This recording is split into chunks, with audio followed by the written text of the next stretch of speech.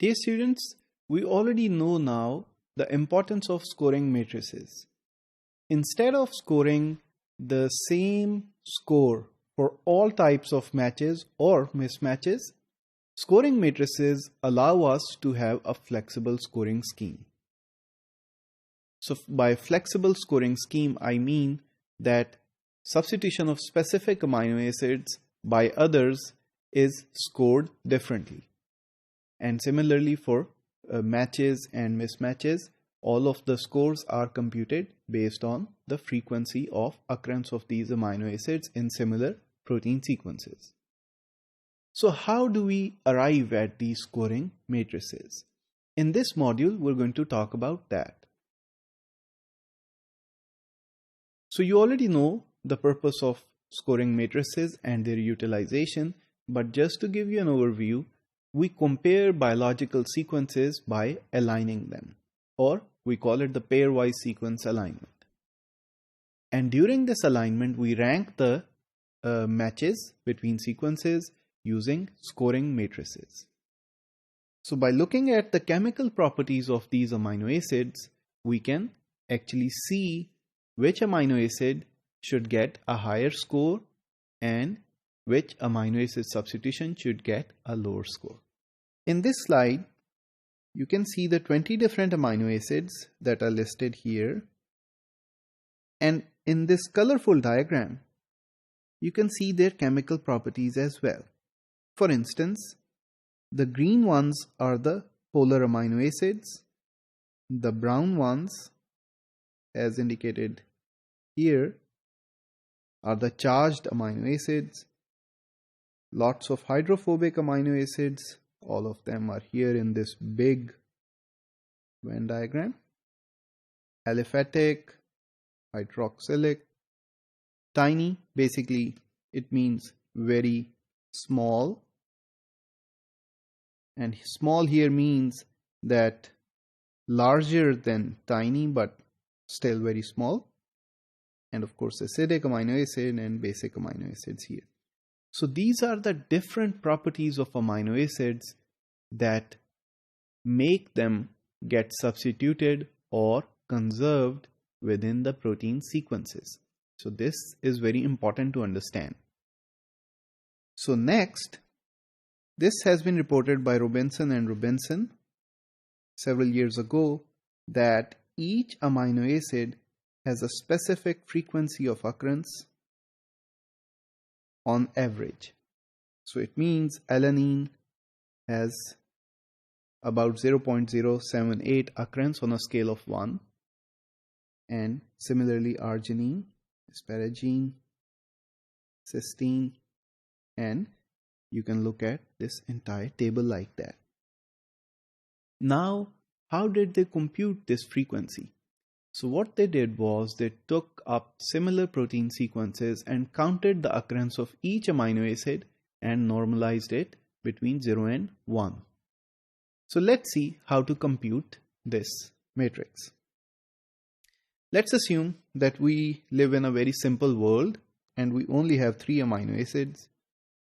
As you already know, there are 20, but just to simplify the problem.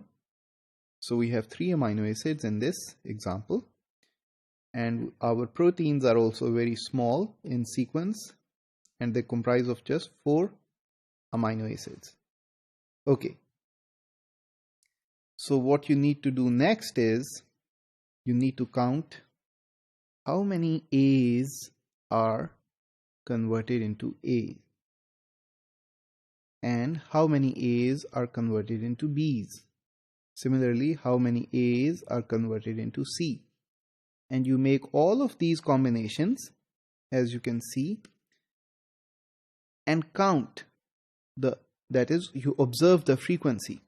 So there are a total of 60 such conversions. And let's see. C to C is 2 by 60. So here is a C and it gets converted into this C, so that is 1. Here is another C in sequence number 2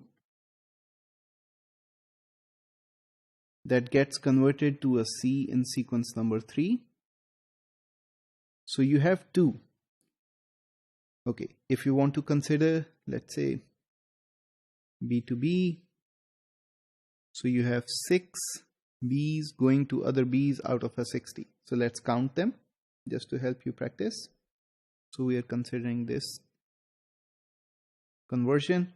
Okay, so here is a B going to another B, 1, 2, 3,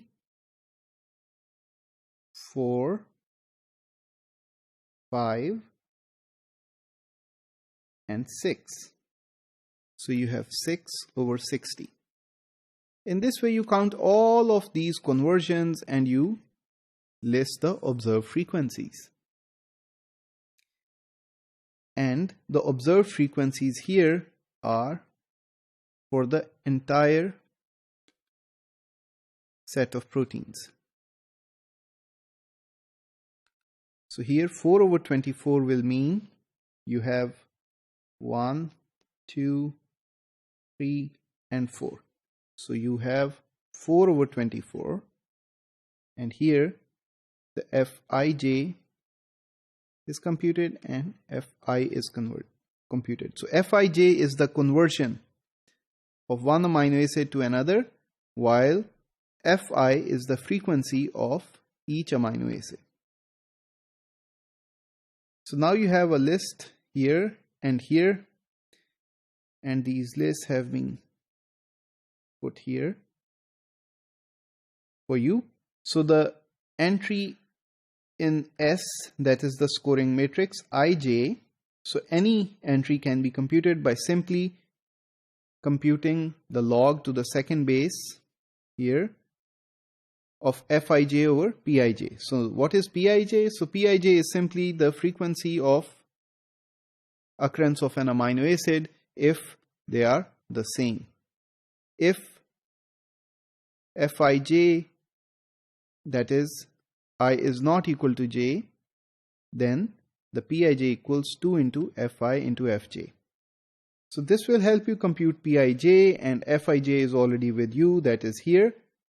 So Pij is here now, and you can compute 2 times Sij, that is here, and you obtain the scoring matrix. If you note carefully, then each element is an integer. So we have converted all elements in Sij into integers.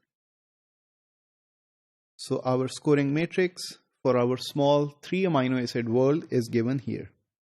So in conclusion, based on the frequency of certain amino acids, we can compute the scoring matrices, and then we can use them to compare sequences that are given to us later for comparison.